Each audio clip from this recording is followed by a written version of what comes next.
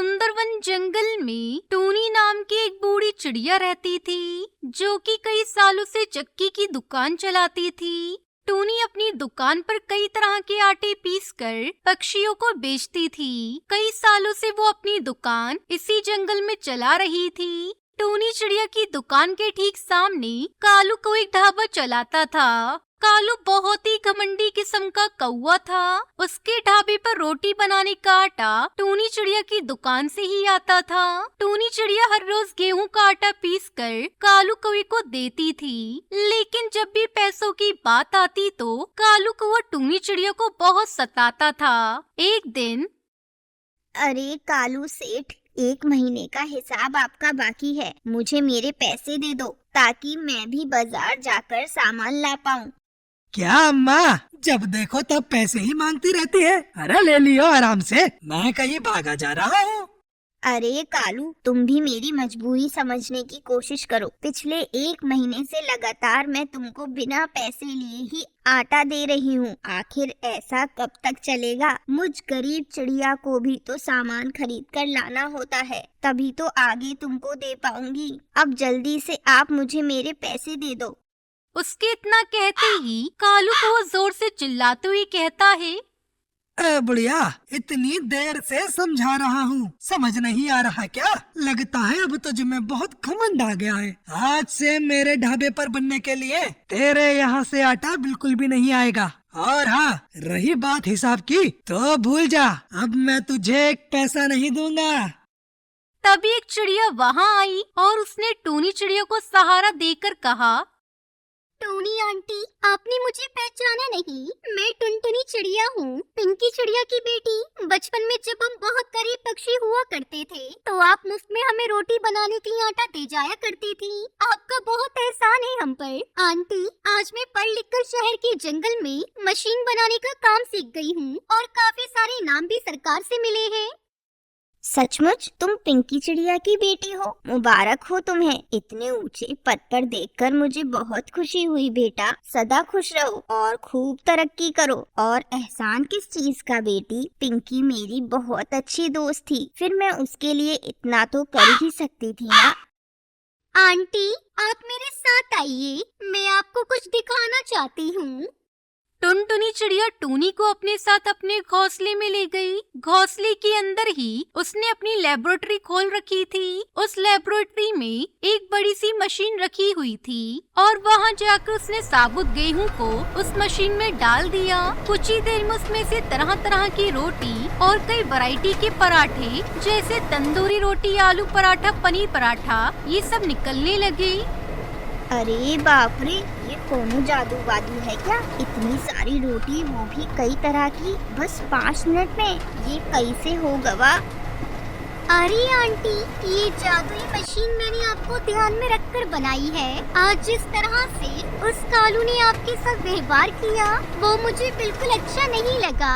अब आप इसे अपनी दुकान पर रख लीजिए और कम दाम में तरह तरह की रोटी बनाकर बेचा करिए। फिर देखिए उस कालू का ढाबा कैसे 2 दिन में बंद होता है। बेटा, मैं तेरा ये एहसान कभी नहीं भूलूंगी। तुझे जिस चीज की भी जरूरत हो तो मुझे बता देना। अगर मुझसे जो बन पड़ेगा वो मैं करूंगी। अच्छा, तो फिर ठीक है आंटी, क्या मैं आपकी दुकान पर काम कर लूं? अब मैंने मशीन भी बहुत बना ली है और मैं चाहती हूँ कि अब कुछ नया करूं। ठीक है बेटा, ये तो मेरा सौभाग्य है जो तू मेरे साथ काम करेगी। अगले दिन दोनों मिलकर जादुई मशीन को दुकान पर लाकर रख लेते हैं। साथ ही अपनी दुकान के बाहर एक बोर्ड लगा देते हैं जिस पर लिखा था कि सबसे सस्ती और अच्छी रोटी के बने आइटम यहाँ मिलते हैं। कुछ ही देर में पक्षियों की भीड़ उसकी दुकान पर आकर लग गई। अरे टुनटुनी दीदी, क्या क्या है यहाँ खाने को?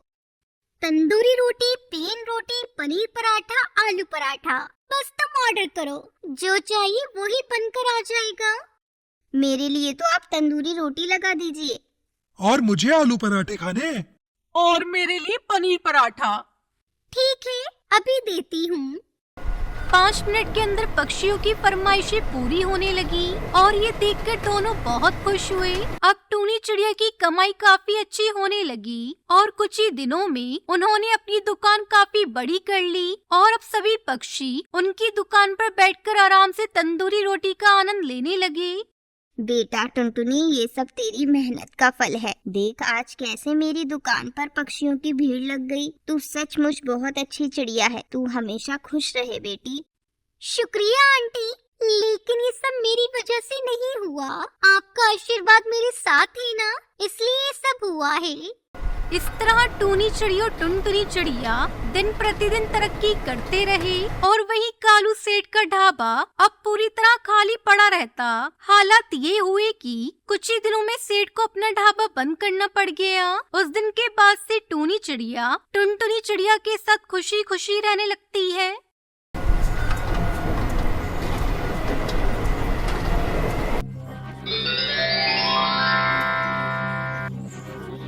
हरिपुर नाम के जंगल में टूनी नाम की एक चिड़िया अपनी बेटी टुनटुनी के साथ रहती थी। टुनटुनी के पिता उसके बचपन में ही मर गए थे।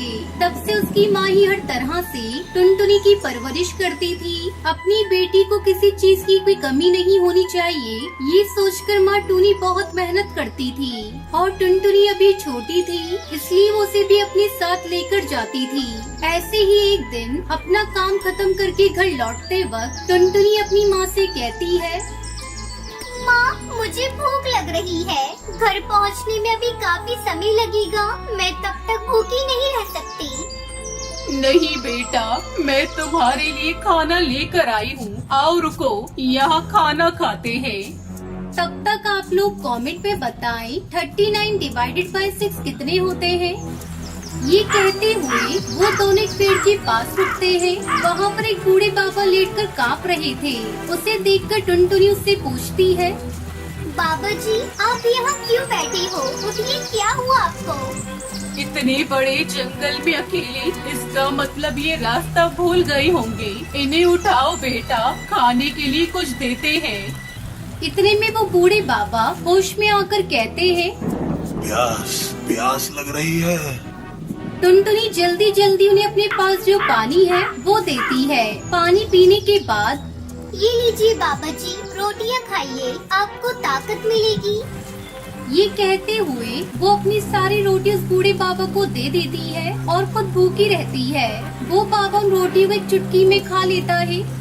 कुछ ज्यादा ही भूखे लग रहे हो बाबा जी, ये लो, ये भी खा लो। ये कहते हुए टूनी भी अपनी सारी रोटियां दे देती है। बेटा, मुझे रोटियां देने के लिए आपका बहुत बहुत शुक्रिया, लेकिन मेरी भूख बिल्कुल भी नहीं मिटी है।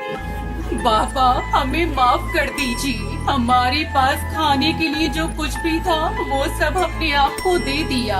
आप हमारे घर आ जाइए, जितनी चाहे उतनी रोटियां बना कर दूंगी। मेरी माँ जो बात कहती है वो करके दिखाती है बाबा जी। मुसीबत में पड़े लोगों की मदद करनी चाहिए। ये बात भी मुझे माँ ने ही सिखाई थी। वो आपकी मदद जरूर करेंगी। ये बात सुनते ही वो बूढ़ा बाबा एक बड़े से बिल्ली में बदल जाता है और टुनटुनी और टूनी उसे देखकर हैरान हो जाते हैं। अब बताओ, मेरी भूख मिटाने के लिए कितनी रोटियां बनाओगी? मदद करने के लिए आकार से अजीब से कोई मतलब नहीं है। मदद तो मदद होती है। मैंने तुमसे वादा किया था ना कि तुम्हारी भूख मिटाऊंगी। मैं अपना वादा हर हाल में पूरा करूंगी। ये कहते टूनी अपने घर जाकर एक टोकरी भर की रोटियां बनाकर लाती है, लेकिन वो बिल्ला उन सारी रोटियों को एक ही बार में खत्म कर देता है। मेरी भूख अभी कम नहीं हुई है, और रोटियां लाओ। फिर से टूनी घर जाकर अगले दिन सुबह 2 टोकरियां भरकर रोटियां लेकर आती है। वो उन रोटियों को भी एक ही बार में खा लेता है। मेरी भूख अभी भी कम नहीं हुई है। अगले दिन 5 टोकरियां भर की रोटियां बनाते ही घर में सारा आटा खत्म हो जाता है। अब तो घर पे भी आटा खत्म हो गया है माँ। अभी भी बिल्ला भैया की भूख नहीं मिटी तो हम क्या करेंगे? बेटा, अगर मुझे कुछ हो जाए या बिल्ला मुझे सजा दे तो तुम अपना ख्याल रखना। बेटा, वो बस तुम्हें कुछ न करे, यही काफी है। ये कहते हुए टूनी अपनी बेटी को पास बिठाकर रोने लगती है। इतने में वो बिल्ला उनके घर आता है। मैं तुम्हारे पास ही आ रही थी।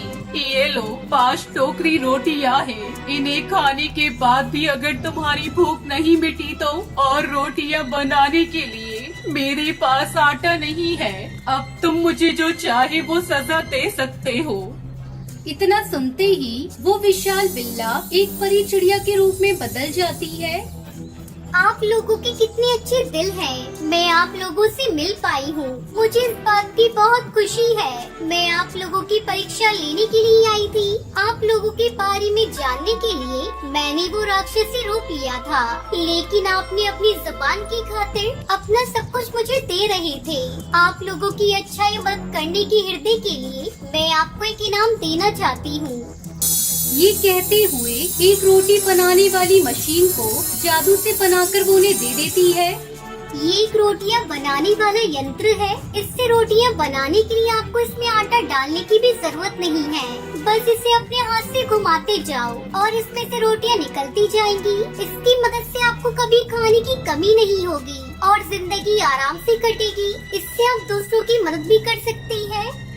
ये कहते हुए वो देव परी चिड़िया वहाँ से चली जाती है। उसके बाद टोनी उस यंत्र को इस्तेमाल करके अपने व्यापार को शुरू करती है। उसने जैसा सोचा था ठीक वैसे ही टुनटुनी को एक अच्छे स्कूल में पढ़ाती है। ऐसे ही बहुत सारे गरीब पक्षियों की भूख भी मिटाती रहती है।